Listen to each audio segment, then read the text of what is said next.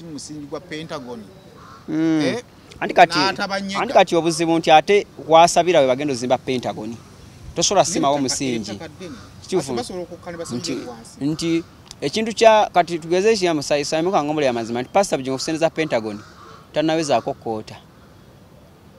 Zinkubulira. Kwezo milioni 2 tanaweza kulansonga nze sikulimba basonze sente pastor bijingo Pastor Bujingo namuli mbadde nzijanga muzanga wa accountability ezo. Yatuka wali basondako akawumbi akamu mu myezi 2 ejasooka. Naddamo muzanga asoma emyezi nga asoma accountability ya myezi 6 nga teweza kawumbi kamu. Accountability naye nga wali mu kusoka before Ted yasoma accountability mu myezi 2 nga kali akawumbi aka. Ennaku mu mwaka buyali 2022 nga asoma accountability ya myezi 6 nga kitegeeza mu mwaka gena soma mu emirundi eji. Ninga tanaba kuweza mwezi emyezo mukaka tebawezeza kawumbi aka kawumbi kamu tiga chovala bagamba tulindeko Pentagon tujja jikola ki chogama Pentagon si ya mwaka guno si chesobola kuba ya mwaka guno pozi nga plan yechuse sijja sikulimba sayimo tesobola ba ya mwaka guno pozi nga plan yechuse naga tukendezemu ko mu plan tutekemu tuchusemu ko plan yali nene nnyo segera nayenga Pentagon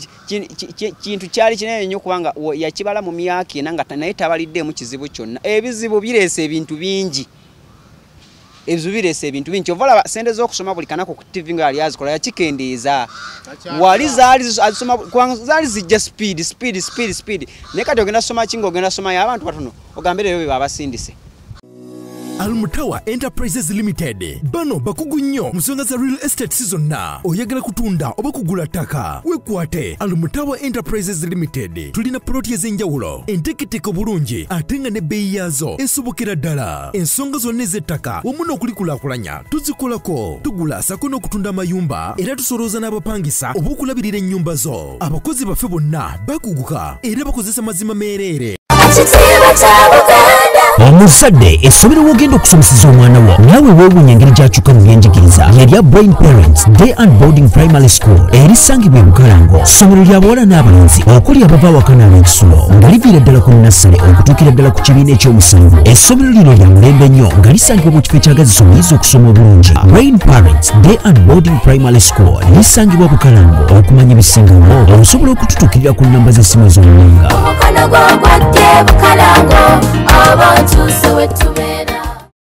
Fisho najo sinziro kubanga ato tulaba subscribing ku mukutu guno okusobola okubanga atofuna videos ezifanagana ko bweziti yona jo sinzira mitundu by'eggwanga tukubuuzaako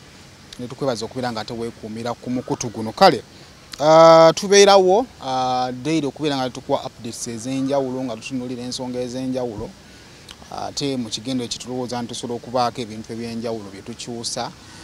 n'ebyo bye tutondawo ate okusobola okucreatinga ate eggwanga eriri better kale tulina bannaffe abannana Herbal Mouthwash afaanana bw'ati geno berenga ate omufuna mu maduuka gonna erudda nerudda waliwo ekigambo nana ne wansi waliyo ekigambo nana gendo berenga ate okafuna kakati bagamba nti gwe amanyi nga gakuluma agavaamu omusaayi bw'olya ebinyogogo bye bibuguma gasanyalala nana Herbal Mouthwash ajja kubanga ate akuyamba kale na conference ya sports egenda kubeera Canada bagise All Sports Conference egenda kubeera na 15 mpaka 18 omwezi ogwa November mwaka guno gwa 2024 bakutegeeza ndo sopanga ate wefunya invite yo ku $4 ate ero sopanga wefunya invite yo gwe ayagala okwolesa ku $5 kale ku squeeze bako kuliko details jozo bono o picking ako bakubireko omanye ebisingawo banaffe abagafield Nasala Primary School basangibwa ompero bagamba digendo utwala abaana basomese babangule bafuka abantu abavunanyizibwa Gafield isomero dungi nnyo lya Nasala ne Primary basomesa batendeke ate nga n'abaana bayitira ddala bulungi kale bakubireko kati batandise okuwandiisa abaana for more details Rosemary Beddings batunda bya mukisenge nabo banoonyeko boyagala ekisenge kirabike bulungi kuosula kuolinnya kyoyambala ng'oli mu kisenge nabo mbakubiriza okubiranga ate banoonyako then Almutawa Enterprises Limited batunda ploti ku bukadde 10 oba osobola okwefunya ploti erina n'ekyapa so nabo banoonyeko banange kakoza bags zino ensawo zino tuzitunda ate era tuzisuubuza Oba oyagala okubeera ng'ate ozeefunira Kakooza yazikola. Kakooza nabagamba musibe ali mu kkomera naye gyasinzira okubeera ng'ate atetenkanya obulamu. Kakati gwali eyo nga wandyagadde okufuna kati buno bwe busayizi buno sayizi entono yagala kukola bu shopping butono bikibungi nnyo byosobola okukola kano osobola okuteekamu accessories zo tukalina tulina mu size eziddako medium n'ennene ddala. Ate osobola n'okukola order n'ogamba nti mu nkolere y'ekifaanaganako bw'ekiti mu kinkolere mu kkale efaanaganako bw'eti gwe placing order. Kakati nkubira ku ssimu mbeere ng'ate ensawo zino nzikuwa. Kale nkwaniriza n'olunaku olwaliro ku show. Nina Sega ono last week twamulina tujja bbanga tumufuna ayongera okubeera ng'ate abaako eddoboozi lyagattako. Ogamba otya Sega wa? Ndi bulungi. Ogamba otya leero? Gyendi bigenda bitya? Si bibi kozi mweno. Tuli mpola mpola. Wiiki ebadde etya? Wiiki itambudde bwetyo. Ebaddemu okusinga ebyobufuzi bingi. Okutwala kwekalakaasa naamu biki ebadde mpanvu. Naamu awedde leero. Maa gundi G77 ewedde leero. Yalina okuba ennaku z'omwezi 2. No, that was Nam. Then Nam yawedde G77 kandi abazali enkiiko bbiri. G7 yawedde leero. Kale nendooza ate eggwanga linaaweweeramuko. Ate tunnaba kubanga kati abakungu bakyalina okuddayo bakyalina okulambula. Wiiki eno yonna tukyali ku nsonga ezo. Naye mu ndaba eyiyo Uganda nga bannayuganda balina kye bafunyeemu. Actually nze ndowooza nti balabika abantu abandisomeseza bannayuganda ku kino ekintu ekyabaddewo tebakoze mulimu gwabwe. Kiteri munnayuganda ayabadde yategedde nti G77 etuyamba ki naamwe etuyamba kyo kitegeera wabula buli omu yategedde nti babadde na kino olukuŋŋaana. Naye obuuza abannayuganda nga basanze nti munnaamu abagenze mu lukuŋŋaana olwo mulowooza baateesezza ku ki teryamanyi. Actually bategeddemu nti kimu nti President Museveni bamuwadde okuba nti yalukulira paka 2027. Kitegeera tewali kyaki bategedde kibakoze eki kyebateesezaamu. Era noli bakuma kumanya nti emizinda gye baateeka muholo gyali mifu. Ebyo bye tutegeeramu byokka. Nti kiyinza okuba nti bloggers tugambe oba balina okujja n'abantu ab'enjawulo ku mitendera egy'enjawulo aba abakolera gavumenti oba aboogezi ba gavumenti tebaafuddeyo nnyo kujja kugamba abantu nti bannaye naamu nani allied movement etegeeza kino na kino na kino 77 tugifunyeemu kino na kino na kino kitegeera wabula nti obudde obusinga ffe twakitute mu ngeri ya political abasaidi y'opposition agamba tetukiwagira n'abasaidi ya NRM agamba ffe ekyo tukikola ki tukiwagira kyekisinga naye nga teryamanyi kitukoze eki kituyambirawa kyekyo. So nenga tumaliriza blame tukiteeka ku baana abategesi aba government abali balina okusomesa. Maybe nga bagenze olaba nga abantu ba bulijjo baba na Uganda bote tekina nnyo ekibeetagisa nnyo kola kumanya bikikwatako. Yatagamba obudde tumala bwaki. Kibanga kibakosezza ne kituka kali kwanina changes zenda bakukubo lero mbadde mpita ku gundi kudolamu ke makindi awo. Nga ndaba wala ebintu bingi bitagenda kudda. Ebintu byonna bibadde kukubo bibajjeko sisubira nti binadda. By the ekituufu nti buli ekintu ekinene we kibaawo tugeze mu Kyogamu olwenduzalo nkono olunene olwazzeeko ng'oggyeko Kyogamu olwazzeeko nti mu Kyogamu ebintu bye lwaleka ebyavaawo okukola oluguudo Ntebe Road yonna wonna Queensway biki ebyavaawo tebyakola kimpe tebyaddawo mpaka newakwadde okuna lwalikoze ekiruwedde kati nga wekyogedde nti liyinza okubeera ekizibu ennyo okudda nti yinza okuba gavumenti yalabye yakozeseza chance eno negamba kati awo tusobola okukozesa eno chance nga tukozeseza naamu bino tubijjawo ne bitaddirawo ddala kitegeera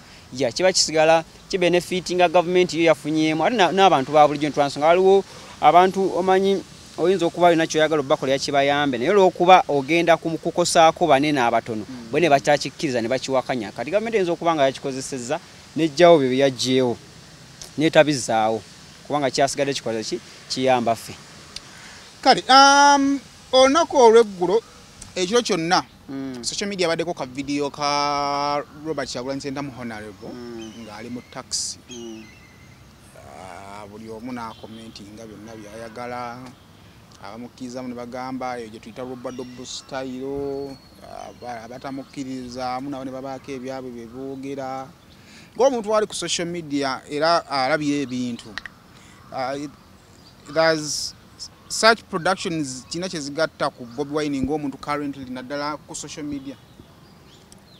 zina kyezimugattako by the way tubansonga tikigenda kizukusa olumu Abannayuganda abaali balowooza nti Bobi Wine ebintu yakola ki yabivaako lwakuba nti kiba kimugattako kiyinza okuba kimugattako kitono kiyinza okuba kimukolera ku social media nti kituufu yafulumye n'atambula n'agenda gye yakoze eki gye yagenze n'alambula ku bantu n'alambula ne bye yalambuddeko n'amaliza ng'akoze eki ng'akomyewo waka kitegeera nti kiyinza okuba tekina ki kyekyakoze ky'amaanyi naye ate nze sayidi gye njagala okitunulyamu nti olumu nti ennaku zino buli kintu ekikolebwa ffe tukitwala nnyo mu bintu by'obufuzi ebyobufuzi tulemu kitunulira mu ngeri eri general life after nti kati twagala tutunulira Kyagulanyi engeri gyakolamu ebintu engeri gyabitambuzaamu ne tugamba Kyagulanyi enkola abamu ne bawakanya kiyakoze ne bakikubamu ebituli abamu abamwagala ne bagamba kiyakoze kiki kituufu naye nga oba okitunulidde general nti bwaba kiyakoze okikubamu ebituli n'okubeera bold okitegeera otulage nti nkikubamu ebituli then otulage enkola ki entuufu gy'alina okukola ki okikola naye olw'okuba nti ebiseera ebisinga banene abantu abakuba mu nkola z'opposition ebituli bagufuula mulimu okitegeera bagufuula bufuzi mulimu nti wendabako ka video ka Kyagulanyi ng'atambula nina kujja neeno noonye engeri gye nnyinza okukakubamu n'okumunafuya n'okiteekawo enkikola gwafuuka lumu ekitegeeza omaliriza nga information communication message gyoyagala oyisaawo abantu bagenda gireceiving lwansonga perception gye bakufuniramu balowooza gwe wagufuula mulimu okujjanga okuba Kyagulanyi buli kyosanga okola okuba kikube nti woba ng'otonnaba kukuba kineeno nti yatambudde oba yafulumyewo n'atambula eggwanga n'akola ki gwe n'ojja n'okikuba sooka otubuulire kiki ekirungi kye yali akozeeko n'okola ki n'okisiima okitegeera nti nga tetunakuwulira ng'ojja otugambe nti Kyagulanyi newankubadde nze ebyo mbiwakanya byakola naye ate musiima nti agasa opposition titusobola obbalaba nga Kyagulanyi ne Besigye naani bonna abali mu opposition nga bali wamu mu lukuŋŋaana lweri okitegeera naye buli wojja nga ogenda kukubamu bituli buli kyakola okubamu bituli buli kyakola okubamu bituli kyakola okubamu bituli nti n'otukane ku level n'agamba nti tugenda kwekalakaasa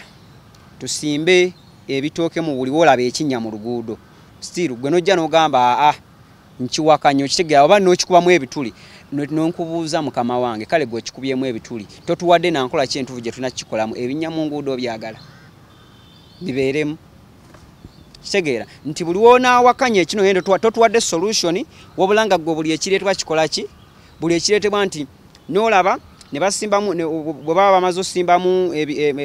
mu bitooke mu binnya ebyo enguudo awamu we basimbye ntulaba video clips ng'ebimotoka bizze ne birongoosaawo kitegeera naye ate nga gwenyini asinga okukuba Kyagulanyi tosobola kujja n'ogaba bannange newankubadde ekintu kye bakoze nadde sikiwagenda naye ate waliwo ebinnya ebyakoze eki ebyalongooseddwako ka video togenda kakola ki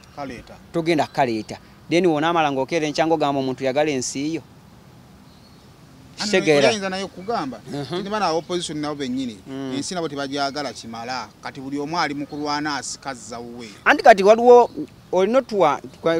nkwadde ekyokulabirako ky'ebinnya mu nguudo nti newankubadde gweoyagala gamba nti Kyagulanyi asikaza wuwe naye sooka okiteeke mu bwongo nti ebinnya mu nguudo biri wuwe tebiri mu lujjaawe biri mu luguudo weeyaba nti Kyagulanyi alina n'emmotoka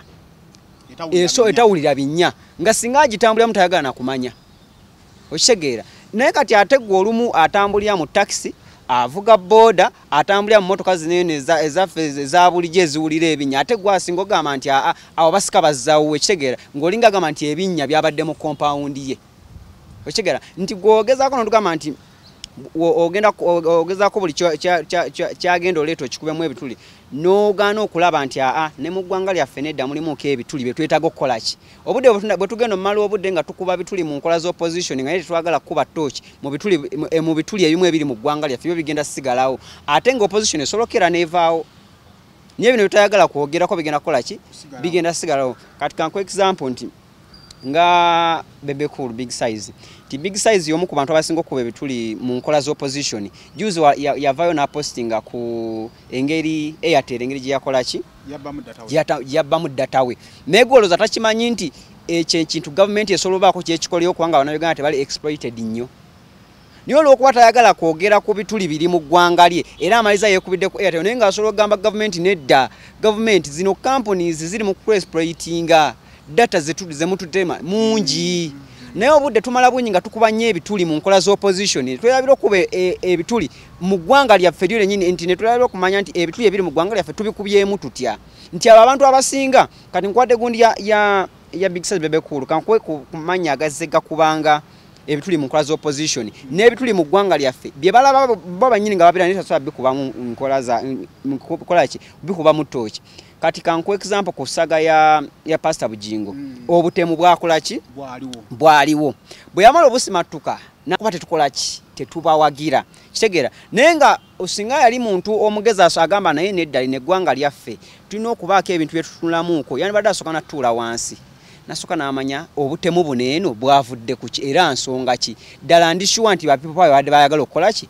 okunzita naye singa abeera nga singa gweoyogera nti bapipo pawa nga si be badde baagala okukola ki okukuba omutemu kitegeeza tusigadde ye tumulesewo akole ki yeyagale nga bwakola ki nga bwayagala nti gwomaliriza olw'okuba bwamanyiira okukuba ebituli mu opposition nakino ekikutuuseeko era oyagala okiteeka opposition ogikole ki ogikubemu ebituli titukubye nnyo mu opposition ebituli ne twerabira ebituli ebiri mu ggwanga lyaffe omuntu agenda kubuuza twatuuka ddi wano kuba ebbanga lyonna emabegakaawo opposition ebadde ina abantu baddenga ebituli babikuba mu gavumenti twatuuka ddi awo nga kati n'opposition efunye opposition twatuuka ddi wano we tuli anti Simon kuguno omulembe gwa Kyagulanyi gavumenti yakitegeera nti aleka Kyagulanyi bannabyabufuzi abasinga ababaddewo Kyagulanyi atuuka nnyo ku ground olw'okuba nti yali muyimbi yatuuka nnyo ku ground okitegeera nti omuntu eyajja okwawukana ba politician bali aba bulijjo ba politician bali batandikire waggulu nga olaba Dr. Kizza Besigye nti yava erimu era mu ba Museveni najja kitegeera naye ate Kyagulanyi yava mu bantu ba bulijjo kati government nemanya nti okutuusa mese oba oyagala okukuba kati ate mu opposition ya Kyagulanyi ebituli olina okukozesa ddala abantu abatuuka ku ground kyovula kati tulaba nti mweno tulaba guno omulundi ti aleka opposition ate nayo opposition yenayo opposition ki endala nti abantu bennyini abasinga otuukira ddala ku ground ate kati bebakuba mu opposition ki ate tuli ebiseera ng'ebiseera byabezi bannabyabufuzi bebasinga okuba mu opposition ebituli nti bannabyabufuzi ababanga kwenaalemu nga bebakuba ne kati bano bantu ba bulijjo betulaba ba Big Size Bebe Cool Franka Gashumba Pastor Rosias Bujingo kitegeera nti abantu ba bulijjo kyovula kiwulikanga opposition eyaki litwali tukimanyi nti omuntu ali mu government ya NRM of course alina okuba mu opposition ebiki ebituli naye kati tekikyali ku ekyo kiri kuba n'abantu ba bulijjo nti government yakimanya nti bw'okozesa bana bannabyabufuzi tebajja tegeera maanyi ga Kyagulanyi bo bagenda sigala boogera byabufuzi byabwe bya bulijjo naye ate bano abantu bali ku ground lwansonga nti Bebe Cool communicatinga n'abantu bangi olw'okuba muyimbi Pastor Bujinga communicatinga n'abantu bangi lwansonga bava kuki ku ground ye wanayogera message egenda tambulira ddala mpaka kuki ku ground kyova tuwuliranga waliwo opposition ki endala okitegeera naye nga kibale nti gavumenti yakibala nti bwoba olwanyisa omuntu avudde ku ground si yeemu n'engeri gy'olwanyisaamu omuntu afulutisa wano mu byobufuzi just kyekyo kakati nina ekintu twali twogeranduze ne banne bamukasajjo era twali tukyogerako inze kunze kiyinza okuba nga kimpa ebibuuzo byesina nyinza obba nina answer naye nga ate answer ziyinza okwawukana ku answer ezizo obeera n'omuntu awo nga wa opposition kale kaŋŋambe nga abaana bamu ab'omutimbagano bajja nga bagira Bobi Wine kati time wetuka tugambe n'aba disappointing ne bakyuka ate n'obulaba nga batandisa omuvuma kale ekibuuzo kyange bana bawagira abanga kye baali bawagira baali tebakimanyi babategedde butegezi side eno nti yeri beta gwe baba baliko saawa eyo gwe bali nayo gwe begasse nayo vuma ono baba tebamanyi bumanya butuufu waagwa obuzibu buli luddawa actually obuzibu businga okuviira abantu abasinga bonna betulaba abajja nga wogambye nti abajja nga bawagira Bobi Wine abamu baba bakozesa bukozesa linnya kitegeera nti osobola okukeera eyo n'ogamba no wano ku social media erinnya erisinga ofuni okutegeera amangu oba wali olina okwogerako ye Kyagulanyi tusobola okkikiza nti kababe kubatamwagala oba n'abamwagala kyova n'ebiseera ebisinga abatamwagala basobola okwerabira ebirala balina okwogerako ne basigala nga bagera ku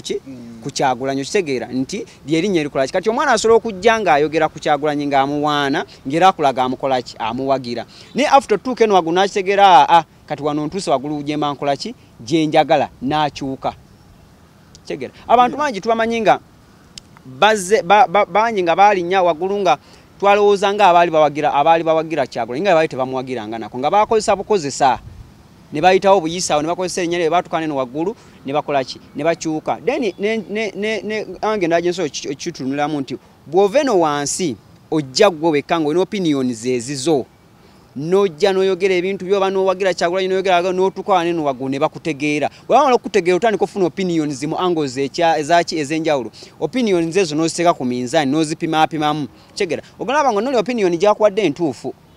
n'opimaapimamu neeyo n'ogamba naye nedda eno opinion eno nsobola gikola ki egiyisaawo omwana asobola okujja n'awa opinion nga tagirese mu mutima mubi naye ng'eringa ewakanya Kyagulanyi naye nga takyuse kuva ku Kyagulanyi ng'eringa ewakanya Kyagulanyi bw'agireeta n'agiteekawo sayidi ya Kyagulanyi n'emwataakinga bwe mala omwataakinga n'emulumba kati jasi mu kumulumba awo naye ayagala obbaddamu okitegeera nti aba ayagala bamu opinions zaabwe naye n'ayagala abawoezize. For example, let me bring it here, Little Joe. Little Joe yali ku TV. I think he gave an opinion. Yajiwa. Nti waliwo abasibe betukyabanja. Kati ate bw'ogamba abantu balala okugenda ku kkubo nga ne betulina tetubabanja n'ebirala byeyagattako n'obusungu bwe yalina. Bw'otunula ku social media babadde bamulumba bangi nalabiko ne side emu nga erimu kumobilizing abantu babe banti banemuvetulwanirira Little Joe. Kati I think Little Joe opinion ye yabadde actually teyavudde ye yabadde opinion eki eyiye niyo olwokuba nti kati twakizuula nti side opposition abamu bakizuula nti approach wojja n'oyogera ebiri against bo olumu approach gye bakulumba ebaki ebandakyo vala Little Joe yamaliza nga avuddeko waya naye n'abaddiza ki n'abagamba muli baki muli basiru naye ate nange Little Joe njagala omunenyeza wali wamu nti olumu ba celebrities abo bavaayo ne batugamba tebali mu byabufuzi naye buli avaayo okubaako kyayagala owa opinion mu byobufuzi ayagala kuwabula opposition okitegeera buli atugamba siri wa byabufuzi lwasazeewo okutuwa ku ndowooza ey'ebyobufuzi ate asitukira mu opposition nti kati Little Joe kituufu n'ayogera nti abamu baawambibwa ate oyagala otuleeta abaki abalala n'avaayo n'otugamba nti onokwekalakaza kuvaamu tiyagasi n'akola ki n'akosa abaana olumu n'abantu abali innocent okitegeera naye ate Little Joe tayogedde kugamba nti bannange gavumenti amanyo gakuluma gaguba oliisa ludda lumu gakunyenyera bosaayi ekyokya oba ekinyogo gagasanyalala ebibuno bijja omusaayi galimu ebituli tokyalya nnyama senyesa nana habo mouthwash gwe tukomezaawo mu ccupa empya enyigiddwamu ekigambo nana wansi ne mu mbiriizi kakasa nti alambiddwa bw'atyo gwe bakuguza musange mu supermarket ne famasi zonna era yawandiisibwa National Drug Authority. Omuzadde nkwanjulira Garfield Schools Mpererwe emyaka 14 gye tumaze mu buweereza tulina obukugu obusobola okuwa omwana wo kye yeetaaga wano ku Garfield okujjako okuba nti tuli bannantamegwa mu by'omu kibiina si we kiggweera kuba tukimanyi bulungi nti Katonda yatuwa obusobozi obw'enjawulo abasomesa baffe bakugu ddala era omwana asoma bw'alabako bw'otuwa omwana wo tumukuddizanga mujjuvu ebyeddiini biri ku mwanjo nnyo anti mu kutya Mukama amagezi mwe gasookera tulina entambula eyeesigika era tusaanye kweraliikirira ku byakwerinda bya mwana wo tokotogera mwana mwangu yeeka afuna omukisa mu kifo ekiteeketeekeddwa obulungi Garfield Schools Mpererwe every child every chance every day.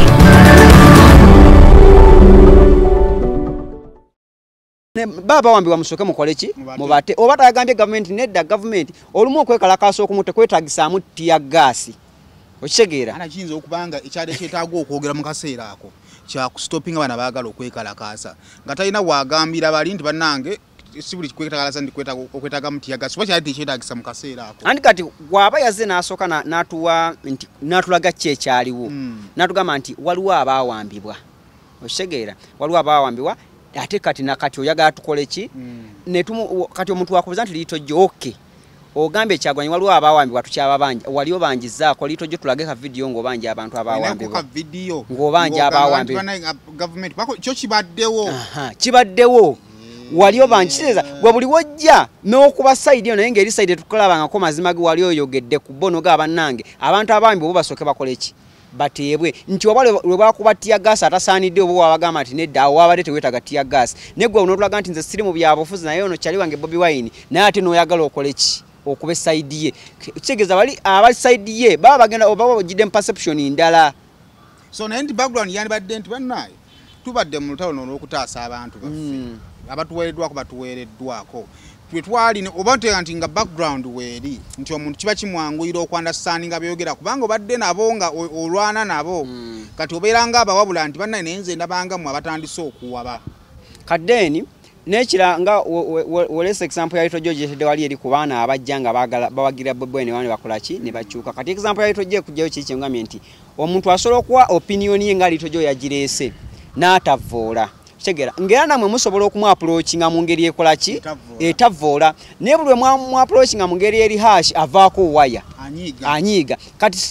kati ekyamazima tubeere amazima esano Itojo tusamugamba kati ntiddamu wagire oba NUP oba nupo kigera lwansonga bamuyisizaamu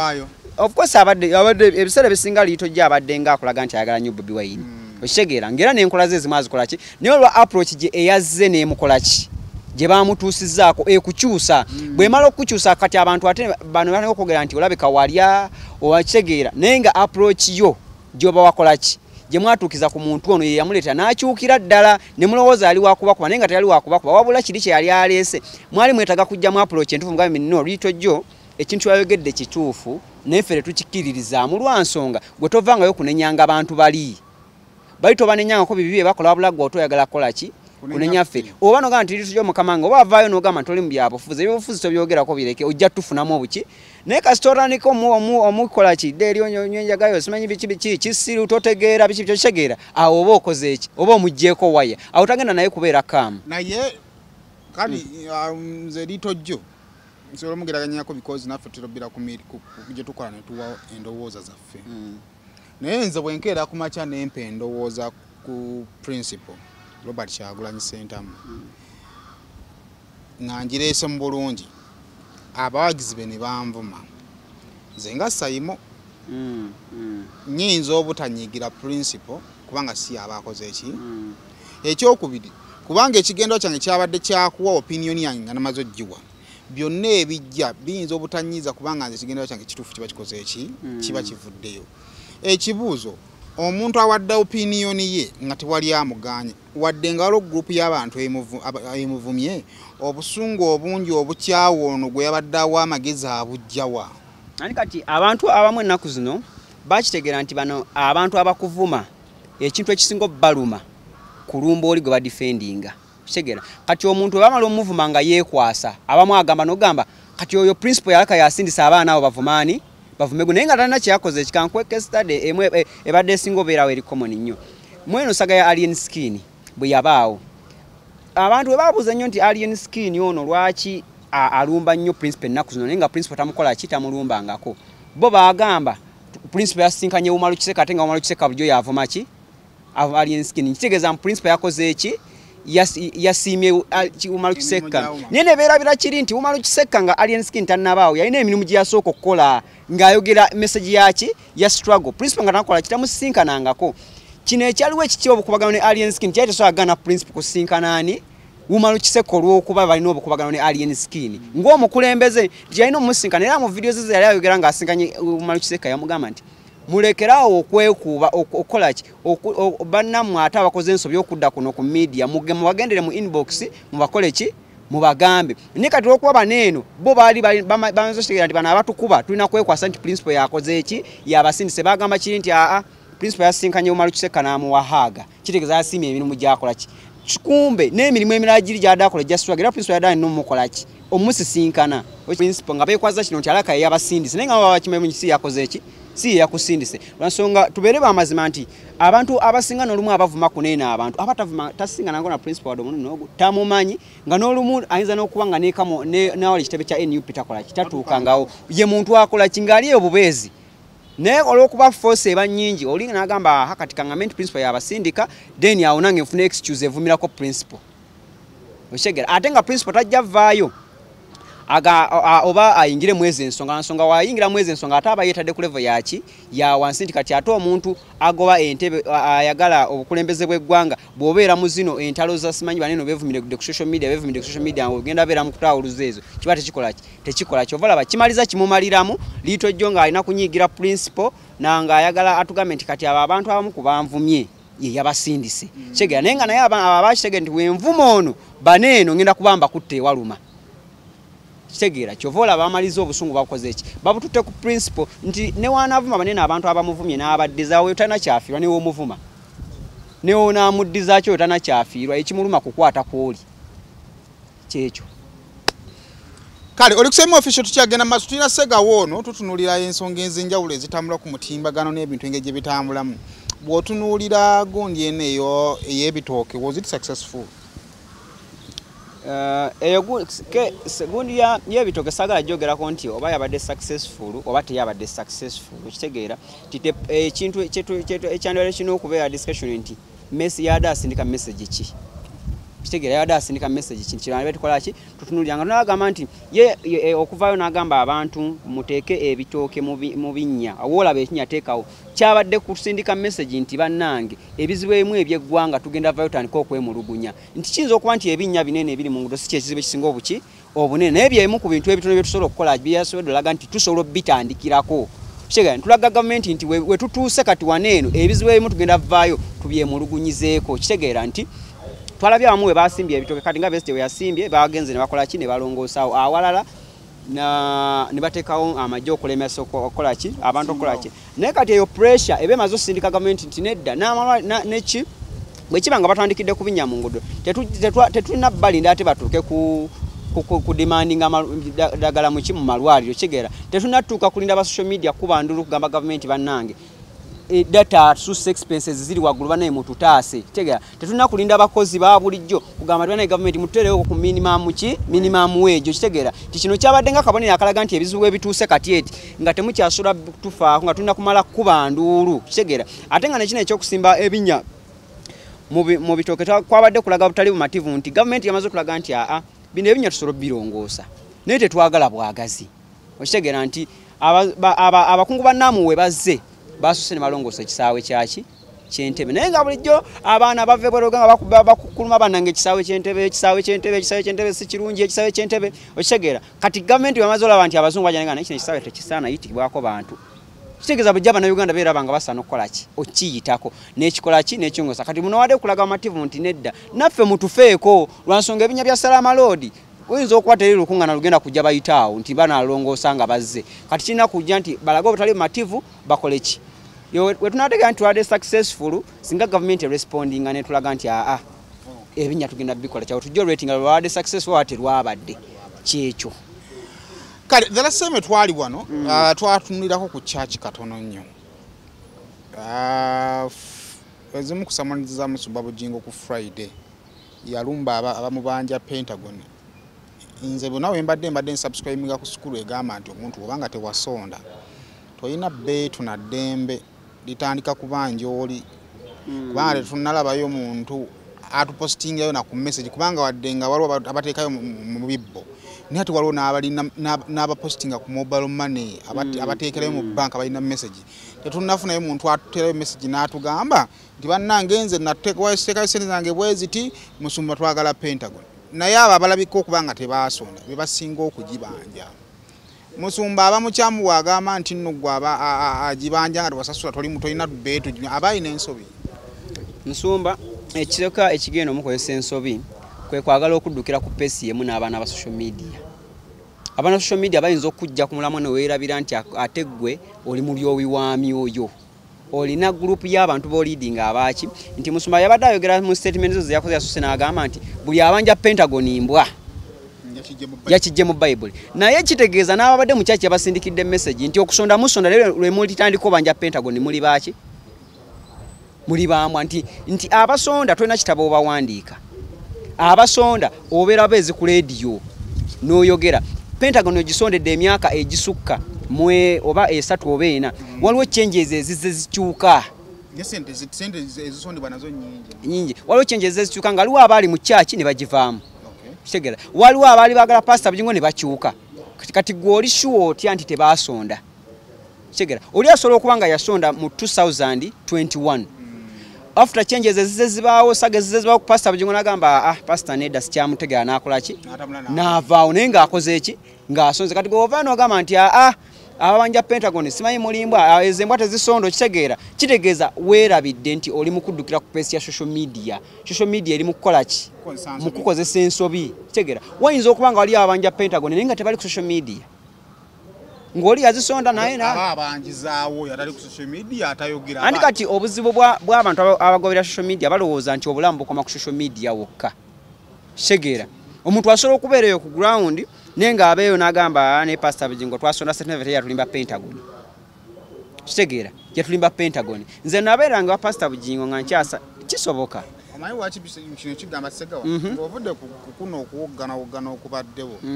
abantu bano badde bali focused actually by the time tusumba bwe bamukubira amasasi bali balina ne fundraising endala kitegeeza nti omuntu follower pastor nga badde amugoberera bulungi yamanyi emitendere egibalimu kati saa ne stage bakola ki ekizibu yemu abatasaba nadda kankuwa example Simon okkiriza nti waliwo abanyigira pastor Bugingo oluvannyuma lw'ogoba mukyala Teddy of course gye bali actually sina batono bangi namba y'abakyala ennene yakola ki yanyiiga naye pastor Bugingo yagenda onyiigira Teddy ng'okusonda Pentagon kwatandika dda era wamala basonda Pentagon omulundi ogwasooka nga basonzo bajali emyezi gyasooka kati twali mu kusaba ku Canaan Land n'alangirira ssente kwasa tumuno mukali akawumbyaka nga bakasonze mu bbanga nno ttono nga bakasonze yali akamala okukasonda mu myezi egyaddako ogwokubiri sagaza ze ne Teddy Bugingo ne zitandika okitegeera sagaza era wajja n'atandika nti omulabe sitaani alandisa okulwanyisa ki Pentagon kati kitegeeza waliwo abaali basondedda before bwamala onyiiga ne pastor ne Teddy Naluswa ne bafuluma church ne bakola ki ne bagenda kati abo goto balowoozaako nti bo gye bali golowooza bano abaddewo just naye enkwame nti Pentagon esondeddwa emirundi mingi mu phases ez'enjawulo ate mu phases ezo mubaddemu sagaazi ez'enjawulo era nga tukiza nti sagaazi zibaako be zitwala n'olumu ne zibaako be zikola ki bezireeta kati gwe buli woyogera n'ogamba nti ababanja Pentagon tebasonda tomanyi nti ate waliwo abanyiga olwa Teddy ne bafuluma church nga n'olumu be bamu bali kuleekanya kuki ku social media okitegeera singa bakugamba nti tulete singa ovayo n'ogamba nti ababanja Pentagon tebakola ki tebasonda basonda nga bakubanja ogenda baddiza ezaabwe alepo tebabanja no anti tomanyi lwansonga tolinawo owandiika gokyogera bwogezi from naye ate singa abadde ng'omuntu aliko nti tugambe nti nga olinaga nti ogenda kweyabedduke ku social media wera nti oli pastor ng'omuntu aliko omwoyo n'otula n'osooka n'olowoozaamu n'ogamba naye nedda nze asiba asomesa abantu nti oba olina gy'olaga si bulimu nti ogenda gikuba ki ejjinja bano kambaleke naye ate gw'osomesa abantu nti buli mbwekuba Goliath togikuba jjinja gireko ogende tojjattuka naye ate gwe wano oyagala obbakola ki obbakola amanyi kitegeeza bagenda kujja ku mulamwa abantu batandika okuteeka ku level nti wali like osana kuba blogger okitegeera abamu bagambe kali asana kuba motivational speaker ebigambo byayogera birungi naye ku byakatonda ki nedda okitegeera kyekyo kitegeera nti waliwo ebintu byonna ogamba naye nedda nina level kwendi gye sitasobola kukola ki nti gwe just imagine singa level pastor Bugingo owaali n'abantu balwanagana nabo n'enziriza gyaddiza ebigambo olw'okuba biwulira bimukola ki bimujjira singa abadde ku level nga ya President Museveni nti awulira ebigambo buli kanaku naye omulaba era nga wajja otuula bw'atyo okuwa speech alina byaliko focus bino nga atabimanyi nako naye nga abiwulira okitegeera nti woba pastor ng'olina levels gy'abantu b'oleadinga otudde mu church mulimu abakadde b'ekkanisa batudde katuutu mulimu abantu b'obuvunaanyizibwa batudde mulimu n'abaana abato there's no way gy'osobola ogamba nti Pentagon y'ennyoko abasonda Pentagon buli abanja Pentagon mbwa okitegeera nti pastor like social media etandise omuwamba n'emujja ku mulamwa n'emuwabya nga kwayagala kuddukira ku pesi yawe whereby aba social media tebafiirwa tanakyafiirwa era agenda kubeera awo lwansonga gwe buli woyogera ekyo bongera kujongerayo message yo nga bafunamu likes nti mweyo Simon enzo okuba pastor yabuulira ku bintu bingi nnyo eby'amakulu balondamu nti agambye buli abanja Pentagon mbwa balondamu kali nti Pentagon y'ennyoko zino Simon zinala ne bakola ki ne bazireka kyekyo omuntu ayinza okubuuza nti oluvannyuma lw'okuwona okufa Musumba agenda okudda ku kituutu was he ready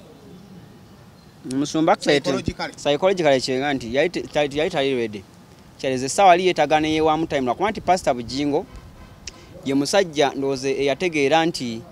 tuoba olina olutalo lulimu toluwa space tova katuuti kitegeera kyonna lulwanira awo nti kyekiri kyeŋŋambye nti osooka alinga obwa pasita bwasooka n'oteeka ebbali ate sinoofuuka buloga ne weeteeka mu biki mu bigere byabwe ne ziddayo nti ne ku saga ya Teddy Bujinga awo basumba banne bangi yakyogerako naye yennyini baamugamba nga sooka ove katuuti before nga tanakola ezo era ze yakola okulangira omukazi simanyi ebyo biki basooka ne bagamba sooka ove katuuti tegera naye ng'akimanyi nti anyinza ova katuuti olwa saga zino n'amawulire endiga zange ne zisaasaana okitegeera so it is more of ndiga not yenga muntu bwe yandiwulidde andi kati ayinza okuba nti yawulidde nti nyinza okuba sirirwedde naye webbanga lina amalanga ntudde ewaka ndi sure nti nasanga ntya kubanga jjukira Simon Tukizesi kyekyaki ennaku zino eno abasinga abantu abagenda mu makyaki basaba abo bapastors abanene basaba pastors abanene kati pastor tulina akimanya nti abantu abasinga okujja oli wanaawulira nti pastor Bujingo taliwo okumala wiiki oyinza omusanga ng'agenze n'atandika okusabirwa pastor Serwadda oba wa pastor Kiganda oba ewaani ate wagenda eyo n'afuna message endala ayinza obutadda kati pastor abakimanyi nti waneeno okuumirawo endiga olina kubabeerako ne oba owulira nti owulira tolirwedde nojja n'okola kino obeera ku kituutu n'agamba ne kati ate woweekanga oba ofuuseemu nga buloga olwokuba oyagala okuzzaayo omuliro tolirwedde psychological ekitegeera ebigambo bingi olina ebizibu bingi ebikuli ku mutwe onaakuwa kino ekigambo n'onaakuwa kineno n'onaakuwa kineno tosobola kutuulaka n'osuka n'ogumiikirizamu lwa nsonga okimanyi endiga z'abalokole mu kyaki ezisinga okugenda zijja lwa pasita omunene alimu olwa main pasita nti wotabaawo tebajja kukola ki bagenda beeramu batono numbers ntono so olina okwekuumirawo nga wooli katuuti weyaba kitukozesa olumu kibakozesa ensobi bapastors nga mweri mu saga ya Teddy Bujingo kyova saga eyo yamaliza nga ereetedde abakyalo okwekalakaasa wabalaba abeekalakaasa abasitudde parties biki kyava nti pastor Bujingo yagaana okusooka ova katuuti then n'agoberera ebyali mu mawulire okitegeera so far we tuli kati wano I think biri ebyamasasi byavuddewo speculations zavuddewo oba kino ekintu kya Pentagon yayagala kutekinga direction at least batekiri kubanga jjukira kiri ekyamasasi kirimu ebiwundu nti nno yafiira omuntu we oba ontegeera nti kino kya Pentagon kiri manageable kubanga singa pastor akakumacha n'azimba Pentagon ekitegeeza buli agamba nti Pentagon ayagala kubba sente za Pentagon yabamuwangudde naye ate pastor ayinza obutakakkana kutuuka ku level ya muntu wa bulijjo kweyambula saati kubalaga biki biwundu so kati nze ndowooza oba ekya Pentagon yakikoze yaza diversion n'abateeka waasobola okukontrolinga actually ekintu kya Pentagon pastor kyamuluma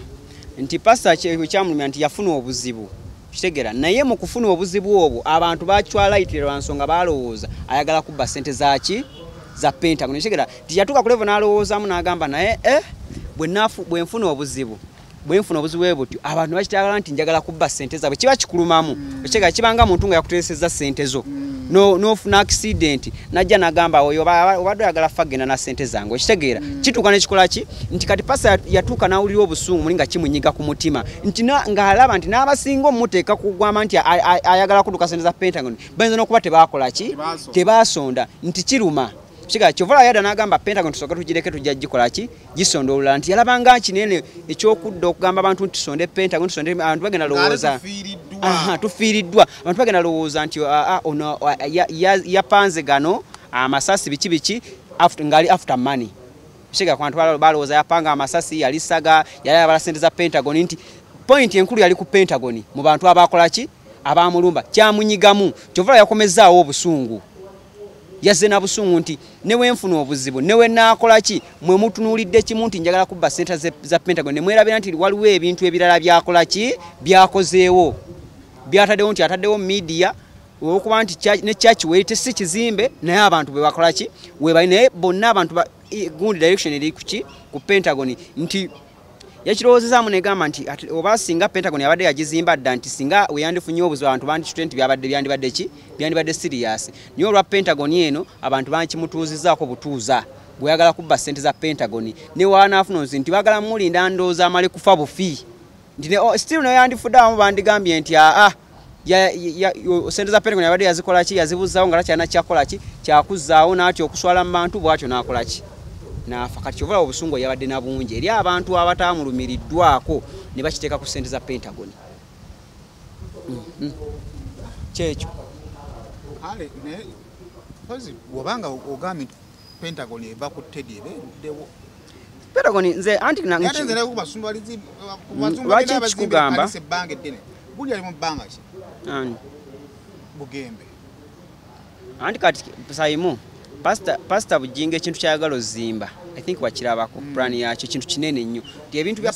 ne sente nyingi nti Pastor Bujinga ebintu byakola abeerako olumu olwokubalwana n'abantu bangi akola ebintu nga ayagala proving okitegeera ate abeerako ne competition zo kitegeera nti ayagala azimbe church esinga obunene actually mu Uganda nga yesinga n'obulungi kati jukira nti Pastor Bujinga alina obuzibu ne Pastor Kayanja tebeeyagalira ddala completely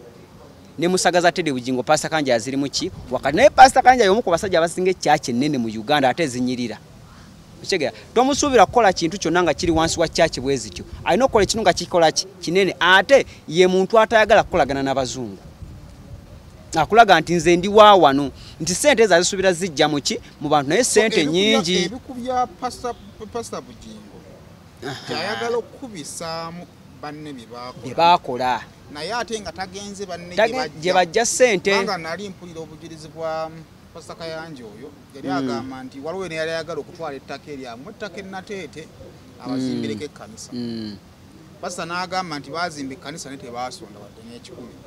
ekyamazima tukize tugaane kitegeeza nti waliwo abaafandinga okuzimba ekkanisa kati kitegeeza nti ebirooto bya Pastor byebimukubya abantu nti ate ayagala akikola naye ng'akikola n'abantu bano eno balina muki mukyaki ti miliyoni 2 nyingi eza dola miliyoni 2 agamba buli mukadde 7 mu bomeka ezo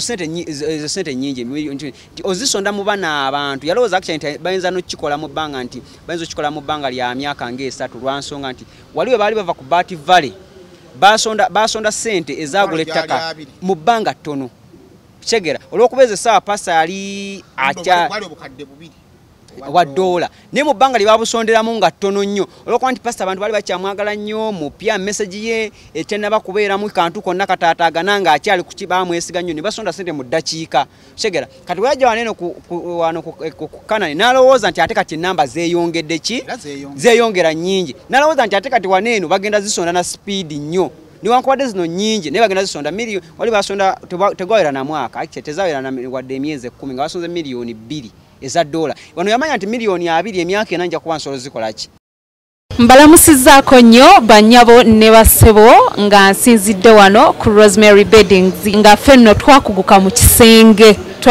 kisenge ekyoba okola ennamba eri ku screen kwoba okuba oba tusindikira ekifaananyi ku WhatsApp kyonna kyoba weetaaze ate nga tuderivaringa Uganda wide ozifuna okitegeera ate kati waneeno ate wajja afuna sagaazi nnyingi ez'enjawulo esooka okwokya Bayibuli yali gye bamuteekako eyo kitegeera ey'okwokya Bayibuli then aba yakagivaamu ate then abatandika okusenda Pentagon abantu kubanga barespondinga bulungi mu myezi egyasooka era sente zaali nnyingi nga ne sente buli kanaku asoma sente ku TV okitegeera bwebamala respondinga bulungi then saga ya Teddy Bujingo nejjeyo saga yo yali ya setback nene nnyo ebimu ku bintu bikyasinza okuzza Pastor okwakana n'omukazi jukira eyo saga era yeevaako alage ennyumba endala gye yali akoze eki okitegeera singa teyali talaze ennyumba eyo abantu bandisigadde bakola ki naye kati abantu bali bafunamu ekifaananyi ekirala tusonda kyaki naye ate Pastor yazimbye kalina empya omukazi gwe yakyali naye asula mu kalina empya okugenda kwa Teddy kwe kuleeta ebizibu bingi kubanga before Teddy nga tebinnavaayo ne Makula tetwali tetumumanyi Makula ajja kati Makula naye ate mu kujja alinako banyiiza mu kyaki n'abantu banene abajula nsonga waliwo kye bayita humanity mu bantu newankubadde muntu abamulokole ng'osobola omugomera ebyawandika naye waliwo humanity nti alaba Teddy ku TV asiiba akaaba Teddy agamba tumaze n'omusajja emyaka egisukka mu 2 okitegeera ate alaba otaddewo omukyalo omupya okitegeera omuto asanze ng'ebintu bikoze eki bikolera kyovulaba nti kwegenda kwa Teddy kwaza nnyo Pastor Bujingo kwamuza nnyo emabega era kwe kumukusinza omumuleetera ebizibu ebijja ebikola ki ebisinga nti Pastor Bujingo ayinza okuba bino byonna byalimu bino ebyokulaga sayidi z'ebyobufuzi eyandi bibaddemu n'ekyavaawo nti after nga abantu bamukubye sayidi ne sayidi n'anoonya sayidi kyeyinza omumudifendinga eyinza okumwaniriza n'okufunayo ku ssente okukola ki okuba nti akyasigala ng'akyalwaninga ministry n'afuna sayidi gyakola ki gyakolaga ki gyaliko okubeera ki okubeera safe lwansonga nti jjukira Pastor Bujingo alwanye n'abantu bangi yalwanako n'omuminisita wa gavumenti ono yali minister wa ethics yafa Faza Lukodo yakuwogana nga ate era ayagala ne Pastor Bugingo amutune mumbu engeri ebigambo bye yakozesa ku mukyala ki ku mukyala Teddy kitegeeza nga okuwangula Faza Lukodo izo nakolagana n'aba government kunansonga naye yali mu government kati nga olina okulaga side nti mwendi nammwe nnyo nze ndi munnammwe temukola ki temunkuba nti okugenda Teddy yennyini yavaako ebizibu byonna kanaaluzaala asudde aleetedde Pastor Bugingo sheets zonna zazaakola ki zazaayitamu kitegeera ya ate awo ogenda oyinza osubscribinga ku kyo naye kakati nga tuvudde ku bino amagezi g'omuwadde nga tumaliriza ag'obuta competing na social media saa zino social media ayinza okuba amaze ogisilensinga nagiteeka wasobola how do we move on actually andi kati Pastor ekyalina tasobola silensinga social media tebeerangako silent tosobola gisilensinga lwansonga abantu b'olwana nabo tebalina kye bafiirwa kitegeera gwe ne wovayo n'obagamba nti Pentagon yennyuka era bajja kuzza ne wovayo n'obagamba abanja Pentagon imbwa era balina kukola ki balina kuzza just ye wakyalina kukola ki kugyesonyiwa afokasinge ku ministry gyakola ki amanye nti agiriyo ati agiziza atya kubanga kikwanya nti abantu bali mu kyayi nabo bennyini bamulaba ti Pastor ayita mu bingi saawa zino tuyande na kufokasi y'abantu wabula kusooka kugumya abakyawuliza Pastor Bugingo okubagumya ti bino tugenda biyitamu guno omuyaga tugenda kukola ki tugenda guyitamu naye newoza emirundi emeka bo tebalina kye bafiirwa bozza actually oli mu social media obanga alwana n'emizimu lwansonga newolwana nabo tobalabako video ebeera ku ki just olaba video olaba bigambo olina nakola kanaizi naye nga tomanyi na gyabeera tomanyi ali atya tomanyi kiki tomanyi oba yali nti gwe boolwana nabo tokola ki tobalaba esaano wandibadde osinga fokasinga kuboolabawo nosooka nobagomya nti banaye eno saga tugenda giyitamu eyo naye boogera nti biki nga yakola naga nti omulabe sitaani ali mutulwanyisa mu lugendo lwaffe olw'okuzimba Pentagon naye Pentagon ejja yimirira okitegeera n'ababuulira ensonga biki byonna naye waddukira ku peesi ya social media ng'olwana na mizimu gy'otalabako oba tonawe ogenda kukola ki nze ndowooza ne bwe yandi oba ne bwe banditemye ne bandisimye oba busimu musingi gwa Pentagon andi kati obuzibu nti ate wasabira we bagenda ozimba Pentagon tosobola simawo musingi nti ekintu kya kati tugeze ekiyamu sayimuka ngomuli amazima nti Pastor Bugingo okusendeza Pentagon tanawezaako koota nze nkubuulira kwezo miliyoni 2 tanaweza kulansonga nze sikulimba basonze sente Pastor Bugingo namuwuliriza mbadde nzijanga mwezanga wa accountability ezo yatuuka wali basondako akawumbi akamu mu myezi 2 egyasooka naddamu muwuliza ng'asoma emyezi ng'asoma accountability ya myezi 6 nga teweza kawumbi kamu accountability naye nga wali mu kusooka before Teddy yasoma accountability mu myezi 2 nga kali akawumbi aka ennaku mu mwaka bwe yali 2022 ng'asoma accountability ya myezi 6 nga kitegeeza mu mwaka agenda asomamu emirundi egi naye nga tanaba kuweza nga emyezi 6 tebawezezza kawumbi aka kawumbi kamu kiga kyovala bagamba tulindeko Pentagon tujja gikola ki kyogamba Pentagon si ya mwaka guno si kyesobola kuba ya mwaka guno mpozi nga plan ekyuse sijja sikulimba sayimo tesobola ba ya mwaka guno mpozi nga plan ekyuse naga tukendezeemu ko mu plan tuteekemu tukyuseemu ko plan yali nene nnyo segeera naye nga ekya Pentagon kintu kyali kinene nnyo kubanga yakibala mu myaka ena nga naye tabaliddemu kizibu kyonna ebizibu bireese ebintu bingi kyovala sente z'okusoma buli kanako ku TV nga yali azikola yakikendeeza wali zaali zijja speed naye kati ogenda soma ki ng'ogenda soma y'abantu batono ogambire ebyo bye babasindise kifa tasobola kujja n'azikola ki n'azikusomera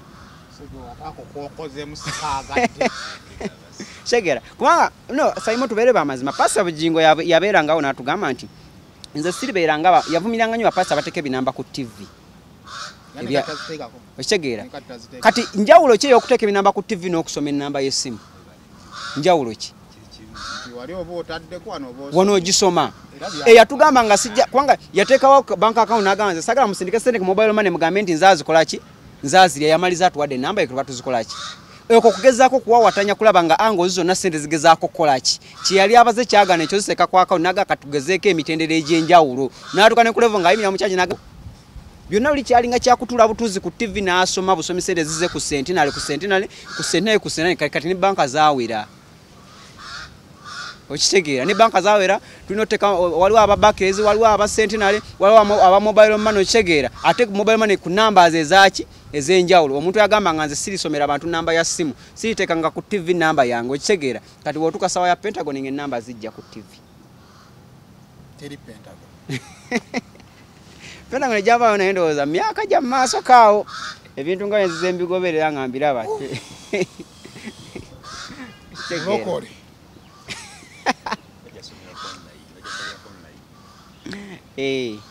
naye nga pasa tumusabira Pentagon ije omwago no Pentagon we yandikumye ku madinisa neyo okusoro omanyize inze no pain yange weri Oranze nkweka kino kimu ezo ngaji nade ne musumanze muwagira abana social media aba bavume mukko abana abo kasito balaga nti bakusinze kati singa tumala ko omwaha gude kyaza Pentagon yenga tibagitandiseko atwede nga yabaga tusoke tujiyimirizemu onede kyali kyalo kya pain Already yabara hadewo olukungana lw'okukola ki lw'okujisona nti pastor akoze ebintu bingi mu kusonda Pentagon n'ebyataasuubira nti alibikola yali tamanyi nti alituuka n'ateekako olukungana nga lwakusonda Pentagon yokka okitegeera ali mupasita wedde yagamba nga abantu kati abasisingananga okusinza Katonda asisingana kunoonya ssente okitegeera kanti nti abantu omugugu ogumuli ku mutwe gwa Pentagon buli kaseera ino sala amagezi tusisonze kya ssente zikole ki ziwere kati ne social media mtadeko pressure nti awulira obusungu nti abatasonda pressure gye bamutaddeko naye nga atonze okuyanga abatasonda munange eddobozi lyabo abasonda bali batyabutera kwa munange oyo mukama waffe ate tunamutandikira nti mukama waffe twagala Pentagon oshegera ngalaba nibo bakozera nga nabo bagamba naye abasajja babanje ku Pentagon ebbanga tusonze banga likoze eki ebanga dene Pentagon tekola ki nenga omu yali anyumeza emboozi ya Bishop Kigando Ismail yazimbe kanisa omusajja naye naludde mu kibaati kati naye kati omu ku baana abaani baddenga abava mu kanisa ebiseera pastor Bujingo yakubira ennyo Kiganda kati omwana yangamba nti papa brother ayagala nnyo Bishop Kiganda yangambe naye kannaye katufudde ku musajja yadde avuma nnyo Bishop ne Bishop aludde okuzimba kanisa kati bw'oyogedde wera mweri endigaye gamana ndi pastor wa actually omugenzi pastor ga yasinga hoganga nnyo ku pastor Kigando nti yaganyo zimbira abantu ki nti nze ndadde uchachi yange yino giraba naye pastor Kiganda kigeza ne pastor ga aberanga eddobozi ku bantu abamu abasabiranga wa pastor Kiganda kitegera naye atenze olumu nze sibane nnyo omuntu oba kyotasobola tokyerijjako abasajja basula ebintu bingi tukiriza ekituufu nti alina media house zaabwe anti obola bato kyekyawangala media house yagisobola gikontaininga kati olaba sayima obuzibu bw'abo abasajja baba ne media house kati zino sente zisondebwa balina ozitemamu ne zigenda mu media house kati pastor Bujinga alina media house z'abalokole zireeta akasente katono tekuba bulango bwa betting tekuba bulango bwa mwenge tekuba bulango bwa kitegezere endigamu abalina okuvujjirira media house ezo buli mwaka endiga zino sonda Pentagon ate buli mwaka zino sonda obukadde 3 obwa media house okubeera ku DSTV bo basasula obukadde 3 okubeerako kitegeera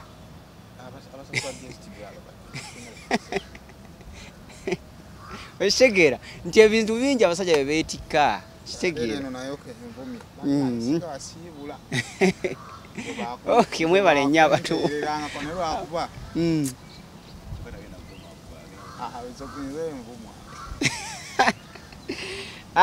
amanya Segawa Junior musobola okunfollowinga ku TikTok account